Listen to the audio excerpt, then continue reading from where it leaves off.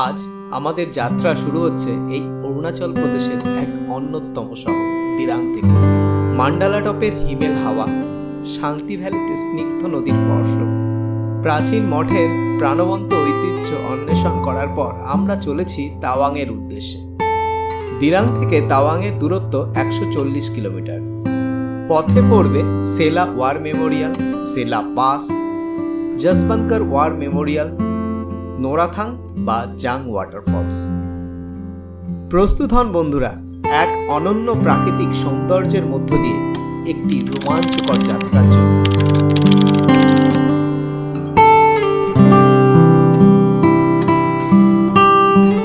Welcome বন্ধুরা, আজকে শুরু করছি আর একটা নতুন ব্লগ।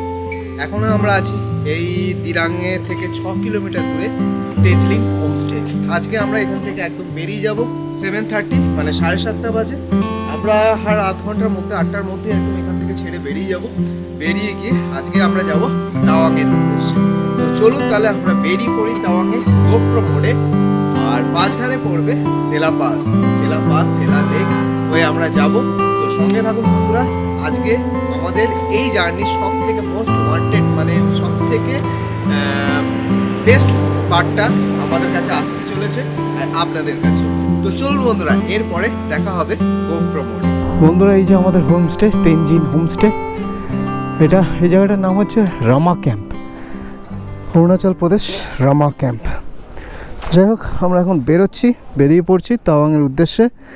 এখন ঘড়িতে সময় হচ্ছে 8:30। মানে আমরা কিন্তু প্রপার দিরাংয়ে ছিলাম না, আমরা ছিলাম রামা ক্যাম্প, যেটা দিরাং থেকে আরও 6 কিলোমিটার ওপরে। ভেতরে জ্যাকেটও পরেছি, তার উপরে রাইডিং জ্যাকেট পরেছি। এখন তো ভালোই গরম লাগছে, কি আর করা যাবে। ওপরে কিন্তু ভালো ঠান্ডা লাগবে, সেই জন্য সব পরে রেডি হয়ে বেরিয়েছি। আমাদের এখান থেকে সেলা পাস, আমরা ফার্স্টে যেটা পৌঁছবো সেলা পাস। আমরা কিছু ব্রেকফাস্ট কিচ্ছু করিনি।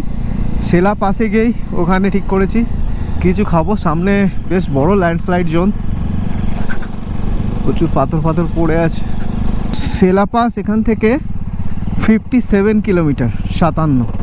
এতক্ষণ দিরাং নদী আমাদের ডান দিকে ছিল, এইবার দিরাং নদী আমাদের বাঁ দিকে চলে এসছে। প্রচুর পাথর পড়ে আছে নদীতে।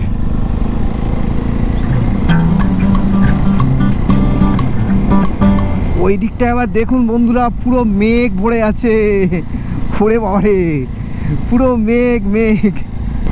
রাস্তা তো এখনো পর্যন্ত, মানে ওই রামা ক্যাম্প আমাদের হোটেলের পর থেকে বেশ ভালোই দেখছি। এই জায়গাটা বেশ অনেকক্ষণ ধরে যাচ্ছি, কিরকম একটা গাছের মধ্যে দিয়ে, পুরো ছায়ার মধ্যে দিয়ে যাচ্ছি। আর নদীটা আমাদের এখন ওই দিকে চলে গেছে অনেকটা দূরে। অরুণাচল কিন্তু সত্যি বন্ধুরা খুবই সুন্দর জায়গা। মানে আমরা তো সিকিম, নর্থ বেঙ্গল এত যাই, হ্যাঁ, অরুণাচলে তো আমি দেখতে পাচ্ছি এতক্ষণ ধরে রাইড করছি, খুব কম সংখ্যক রাইডার বা খুব কম সংখ্যকই ট্যুরিস্ট আমরা এই সময়। মানে এখন তো এপ্রিল মাস, সবার তো অনেক সরকারি স্কুলের তো সব ছুটি পড়েই গেছে বাচ্চাদের, তো সেরকম ট্যুরিস্ট কিন্তু দেখা যাচ্ছে না আর কি। সেটাই বলছি যে আমরা তো প্রচুর দার্জিলিং, গ্যাংটক এইসব তো যাই, অরুণাচলটাও আসতে পারেন বন্ধুরা। আবার ওইরকম রাস্তায় গাছগাছালির রাস্তা। যাকে একটা গাছগাছালি বলতে মনে পড়লো, অরুণাচলের পাহাড়ে কিন্তু একটা বৈচিত্র্য একটা দেখতে পেলাম, মানে একটা ডিফারেন্ট জিনিস দেখতে পেলাম। সেটা হচ্ছে অরুণাচলের পাহাড়ে অনেক উঁচু অবধি, বোমডিলার আগে অবধি আমরা দেখেছি প্রায় কলা গাছ। ঠিক আছে, কলা গাছগুলো একটু অন্যরকম। আগের ব্লগগুলোয় আমি দেখিয়েছি, যেটা আসছিলাম, মানে দিরাং অবধি এসেছিলাম। বোমডিলাও ভালো হাইটে, তো তার আগে পর্যন্ত আমরা ওখানে কলা গাছ দেখতে পেয়েছি। আজকে এখনও পর্যন্ত দেখতে পাইনি, তবে এখানকার কলা গাছগুলো একটু আলাদা, মানে একটু লম্বাটে হয়। আর পাতাগুলো আমাদের ওখানে যেমন খুব লম্বা বড় হয়, পাতাগুলো তুলনামূলক এখানে ছোট হয়। আর কলা তো দেখিনি, মানে কলা হয়ে আছে এরকম কলা গাছ তো চোখে পড়েনি আর কি। একটা জায়গায় ব্রোয়ের একটা বেশ ভালো লেখা দেখলাম, simplicity is the peak of civilisations. তো সিম্পলিসিটি, পাহাড়ে আসলেই সিম্পলিসিটিটা দেখা যায়। আমাদের তলায় সমতলে সিম্পলিসিটি আর নেই। বন্ধুরা পাহাড়গুলোর উপরে দেখুন আমরা বরফ দেখতে পেয়েছি। যাই হোক পাহাড়গুলো পুরো সাদা সাদা ওপরগুলো। এই ফার্স্ট মানে অরুণাচল প্রদেশে পাহাড়ের উপরে বরফ এই জায়গাটাতেই দেখলাম। বোমডিলাতেও সেরকম ছিল না। আমরা এখনো পর্যন্ত মোটামুটি 30 কিলোমিটার চলে এসেছি। তো রাস্তা একই রকম আছে।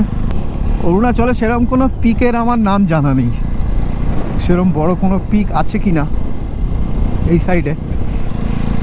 ও কি লাগছে, বৈশাখী আর 7 কিলোমিটার।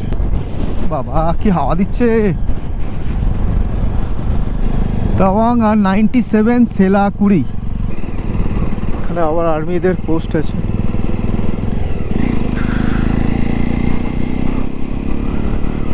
এখানে মাঝে মাঝেই না প্রচুর আর্মির পোস্ট আছে। আমি সব কটা তো দেখাইনি, দেখাচ্ছি না আর কি। যাই হোক এখানে রেকর্ড হলো।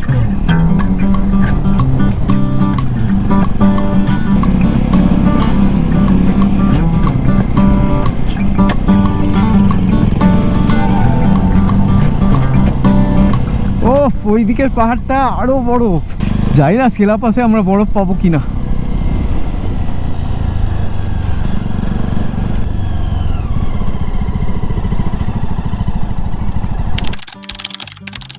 এখানে ব্যাপারটা হচ্ছে ওই যখন ইন্ডিয়া চাইনা যুদ্ধ হয়েছিল সেই সব এইখানে যারা সব ব্যাটালিয়ান্স আছে না, এইখানে যারা ব্যাটালিয়ান্স তাদের উদ্দেশ্যে মেমোরিয়ালস টাইপের একটা বানানো আছে। তো যাই হোক বন্ধুরা আমরা আর গেলাম না, আমরা এগোচ্ছি সামনের দিকে। আপনারাও আসলে যাবেন, কিন্তু আমরা তো বুঝতেই পারছেন স্লো ড্রাইভার। এইসব যদি এত ঘুরতে যাই এখন এই ব্যাগপত্র নিয়ে খুব অসুবিধা হয় এগুলো। ওয়াও বন্ধুরা, ওয়াও, জাস্ট ওয়াও বেরোচ্ছে। আমরা পাহাড়গুলোর একদম কাছে চলে আসছি তো আস্তে আস্তে। সেলা পাস আর 13, সেলা পাস না সেলা টানেল 13, সেলা পাস 17। এর পরের ব্লগে আপনাদের জন্য একটা চমক আছে বন্ধুরা। না থাক, অত সাসপেন্স রেখে লাভ নেই। অ্যাকচুয়াল ব্যাপার হচ্ছে Sela tunnel is ready, Sela tunnel ready হয়ে গেছে। তো যাই হোক আজকে আমরা সেলা পাস দিয়েই যাব, সেলা টানেল দিয়ে যাব না। কিন্তু ফেরার সময় মানে এই রাস্তাটা যখন ব্যাক করব আমরা, তখন আমরা সেলা টানেল দিয়ে ফিরবো। তো সেলা টানেল আমাদের এক্সপেক্ট ছিল না যে আমরা সেলা টানেল ইউজ করতে পারবো। তো উই থিঙ্ক সো আমরা সেলা টানেল ইউজ করতে পারবো। তো যাই হোক রাস্তা এখন মানে রাস্তার সাইডগুলো এখন এরকম হয়ে গেছে, পাথর কম মাটি বেশি এখন পাহাড়গুলোয়। যাক বন্ধুরা রাস্তা কিন্তু চেঞ্জ হয়ে গেছে। এর আগে তো রাস্তাটা আরও ছিল, রাস্তা একটু চেঞ্জ হয়েছে, ন্যারো হয়েছে। আর কারণ হচ্ছে এর একটা কারণ আছে। কারণটা হচ্ছে রাস্তাটা আগে একটা ক্রসিং ছিল, সেখান থেকে রাস্তাটা দুটো ভাগে ভাগ হচ্ছিল। একটা হচ্ছে সেলা পাস আর একটা হচ্ছে সেলা টানেল। ওখান থেকে ওই জায়গা থেকে সেলা পাস 13 কিলোমিটার আর টানেল ওই 7-8 কিলোমিটার। পাহাড়টা দারুণ লাগছে বন্ধুরা, আর ওর মধ্যে রোদ্দুর পড়েছে আর রিফ্লেকশানটা দারুণ আসছে। প্রচণ্ড হাওয়া দিচ্ছে, হাতগুলো না, হাতের লাইনার আছে, পড়তে হবে। প্রচণ্ড হাওয়া দিচ্ছে, প্রচণ্ড। দেখছেন ওইটা নড়ছে হাওয়ায়। ওফ আরে হাতের জন্যই ঠান্ডাটা লাগছে, নাহলে বডিতে সেরকম ঠান্ডা লাগছে না। কিন্তু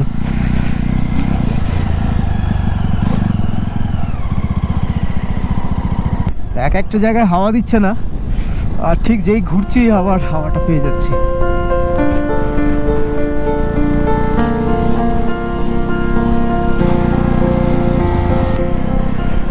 তাওয়াং আর 82 জাং 44। বন্ধুরা দেখুন পুরো লাদাখ লাদাখ ফিলিং আসছে। এই সেই বালি পাথরের পাহাড়, আর ডান দিকে বরফের পাহাড়। আস্তে আস্তে উঠে যাচ্ছি, গাড়িটার অবস্থা দেখছেন? আমরা খুব আস্তে আস্তেই চালাচ্ছি, তাড়াহুড়োর কোনো দরকার নেই। হাওয়াটা এত জোর দিচ্ছে না, মাঝে মাঝে হাওয়াটা এরমভাবে চলে আসছে যে মাথা খারাপ করে দিচ্ছে। গাড়িকে যেতে দিচ্ছে না, গাড়ি স্পিড 20। রাস্তার ধারে এই যে পাহাড়ের গায়ে বরফ, আমাদের পাশেই এখন বরফ। এই যে বন্ধুরা, বরফ সব জমে আছে রাস্তার ধারে ধারে, দেখতে পাচ্ছেন বন্ধুরা। আর ওয়েলকাম টু তাওয়াং, আর ওয়েলকাম টু সেলা। আমরা এখন একদম সেলা পাশে দাঁড়িয়ে আছি বন্ধুরা। আর কি হচ্ছে সেলা পাস। আর আমরা এক্সপেক্ট করিনি যে আমরা বরফ পেতে পারি, বাট বরফ পেয়েছি। সাইডে অনেকটাই বরফ, আর এখানে ডার্ক আইসও আছে। অলরেডি একবার পড়ে গেছে, মানে হেঁটে হেঁটে যেতে যেতে পড়ে গেছে, বাইক নিয়ে পড়েনি। আর দারুণ লাগছে বন্ধুরা চারপাশটা। আর এই গেটটা, ও অপূর্ব অপূর্ব। মানে এতদিন ধরে আমরা কষ্ট করছি, প্রায় 3-4 দিন ধরে আমরা কষ্ট করছি, হয়তো এই জিনিসটাই পাওয়া। বুঝতেই পারছেন, আমরা আছি 13,700 ফিটে সেলা পাশে। একটা জিনিস বলে রাখি বন্ধুরা, সেলা আসলে এখানকার একটা স্থানীয় মেয়ের নাম। তারা ছিল 2 বোন, সেলা আর নোরা। আরেকজনের নাম আপনাদের বলে রাখি বন্ধুরা, গল্পে পরে কাজে আসবে, যশবন্ত সিং রাওয়াত। যাই হোক, এই সেলার মেয়েটির নামেই এই পাসটির নাম হয়েছিল সেলা পাস। আর এই সেলা লেক, একদম সেলা লেকের মানে সেলা লেক। আর এইটুকু জায়গা পুরো একদম বরফে বরফ। এই সেলা পাশে আপনারা পেয়ে যাবেন একটি মিলিটারি ক্যান্টিন। এখানে আপনারা এসে আপনাদের ব্রেকফাস্ট, চা আর কিছুটা সময় কাটিয়ে অবশ্যই যেতে পারেন। নর্মাল টি 10 টাকা, স্পেশাল টি 20, রেডিমিক্স টি, কফি, ব্ল্যাক টি, লেমন টি, কাপ নুডলস, মানে সবই এখানে পাবেন। হ্যাঁ, এখানে হাওয়াটা নেই। আমরা এখন সেলাবাস থেকে নামছি, এখনো পর্যন্ত প্রচুর হাওয়া। আর এই যে সেলা লেক, ওই দিক থেকে তো ছোট লাগছিল, বাট এখান থেকে একটু বড়ই লাগছে বেশ।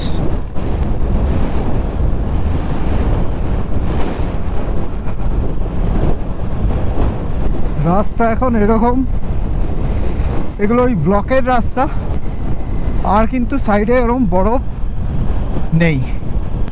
এখন আমাদের বললো জাং অবধি পুরোটাই নামতে হবে, একটু উপরে উঠলেই বরফ পাচ্ছি, আবার এখানে বরফ আছে ওই যে ধারে। কি লাগছে বন্ধুরা, কি লাগছে, ফাটাফাটি। এখনো পর্যন্ত সেই ব্লকের রাস্তায় চলছে, কিন্তু বেশি জোরে চালাতে বারণ করেছে আর্মিরা। এই জায়গাটা ডার্ক আইস থাকতে পারে, তা মনে হয় না থাকবে, রোদ্দুর উঠে গেছে, যা হবে।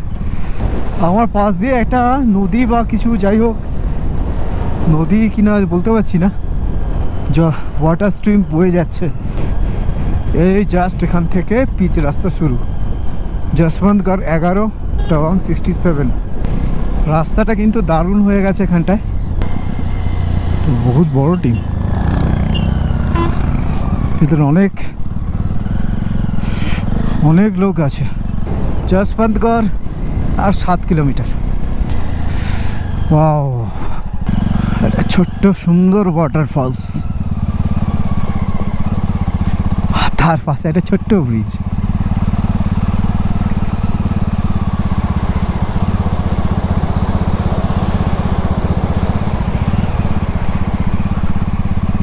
ওইটুকু জায়গায় রাস্তা শুধু খারাপ ছিল, ওই ওয়াটারফলসের কাজটা, বাকি আবার ঠিকঠাক। জাং আর 25 কিলোমিটার। জাংয়ে পেট্রোল পাম্প আছে, সেই দিরাঙে পেট্রোল পাম্প পাবেন, তারপর আবার জাং মোটামুটি 80 কিলোমিটার দিরাং থেকে। কথাটা মাথায় রাখবেন, আপনারা আসলে কাজে লাগবে, বুঝে শুনে তেল ভরে আসবেন। 80 কিলোমিটার আগে কোনো পেট্রোল পাম্প পাবেন না। চামড়ি গাই দাঁড়িয়ে আছে। রাস্তাটা কিন্তু পোতে বাঁকে বাঁকে এই জলটার জন্য আরও সুন্দর হয়ে গেছে। মানে এই যে জলটা যাভাবে আসছে এটার জন্য আরও সুন্দর লাগছে। হয়তো এটা দিরাং রিভারই হতে পারে। এটা কি জয়নাথ ব্রিজ।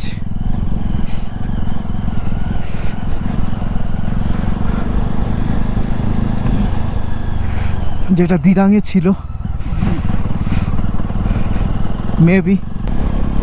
আবার শুরু হলো ব্লকের রাস্তা। ও প্রচুর ওয়াটারফলস, প্রচুর। আমরা এখন এসে গেছি একদম যশবন্তগড় ওয়ার মেমোরিয়ালসে।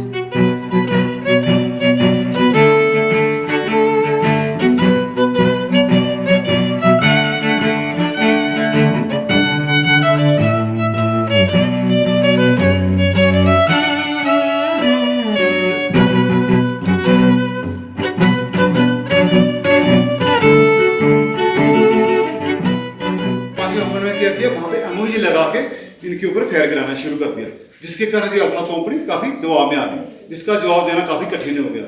जो यहाँ के कंपनी कमांडर थे उनका नाम था सेकंड लेफ्टिनेंट सुरेंद्रनाथ टंडन जी। उन्होंने डिसीजन लिया उस एमओजी को न्यूट्रलाइज करने का। मैं उस टाइम 3 जवान वॉलंटियर हुए थे, राइफलमैन जसवंत सिंह रावत जी, लेफ्टिनेंट त्रिलोक सिंह नेगी और राइफलमैन गोपाल सिंह गोसाई, जिन्होंने आगे एक बैंकर में दिखाऊंगा जहां से लेके वहां तक चलते फायर में क्रॉलिंग करते 15 मिनट में वहां पहुंचे। जब ये नजदीक 10 मीटर पहुंचे तो राइफलमैन जसवंत सिंह रावत जी ने हैंड ग्रेनेड निकाला और उनके बैंकर में गिराया। 2 चैनी सैनिकों को मार गिराया, एक चैनी सैनिक जख्मी हालत में अभी भी इनके ऊपर फायर कर रहा था। तो राइफलमैन जसवंत सिंह रावत जी फिर नीचे से गए, इन्होंने उनके ऊपर फिजिकल असॉल्ट करके उनको मार गिराया और उनकी एमओजी को अपने कब्जे में लेकर नीचे अपने डिफेंस के पीछे वापस आ रहे थे। साथ ही में उसी एमओजी से उनके ऊपर फायर करते हुए आ रहे थे। तो जैसे मैंने बताया जो ग्रीन रंग का शेल्टर है, जब उस पेड़ के पास पहुंचे हैं तो लड़ते उनके सिर पे और पेड़ पे गोली लगने के कारण बहुत सी स्थान पर शहीद हो गए। जो उनके दोनों साथी थे त्रिलोक सिंह नेगी उनके साथी थे, जो उनको स्पोर्ट फायर दे रहे थे, वो भी उसी स्थान पर लड़ते लड़ते चाइनीज सैनिकों के ऑटोमेटिक वेपन की चपेट में आके वो भी उसी स्थान पर शहीद हो गए। ये 3 सैनिकों ने 72 घंटे के लिए चाइनीज सैनिकों को रोक रखा और उनके 300 सोल्जरों को मार गिराया। इनकी बहादुरी को देखते हुए राइफलमैन जसवंत सिंह रावत जी को मरणोपरांत महावीर चक्र से सम्मानित किया गया और दोनों साथियों को वीर चक्र से सम्मानित किया गया। जो 4th गढ़वाल राइफल है उनको बेटर हुनर ऑफ नूरा रंग से भी सम्मानित किया गया।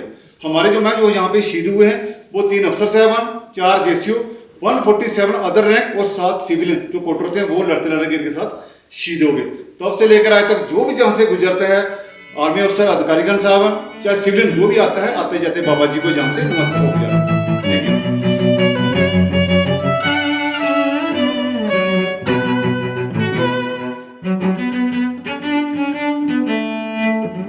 আমাদের আর্মিরা, আমাদের এই জওয়ানরা আমাদের জন্য কত কিছু করেছে, ওনাদের মুখ থেকে যখন শুনলাম সত্যি বেশ মানে গাটা যেন কাঁটা দিয়ে উঠছিল।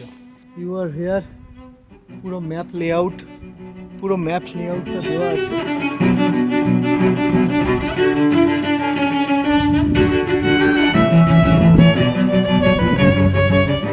এখানে প্রায় 300 থেকে বেশি চাইনিজ সোলজারকে মাটিতে পুঁতে রাখা আছে। মানে যারা চাইনিজ সোলজার যারা শহীদ হয়েছে, মানে মারা গিয়েছিল, তাদেরকে এখানে পুঁতে রাখা আছে।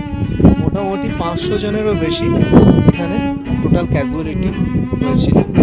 ঠিক আছে,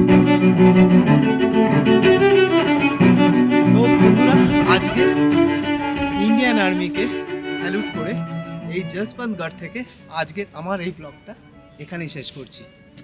আশা করবো ভিডিওগুলো ভালোই লাগছে। ভালো লাগলে অবশ্যই লাইক করবেন।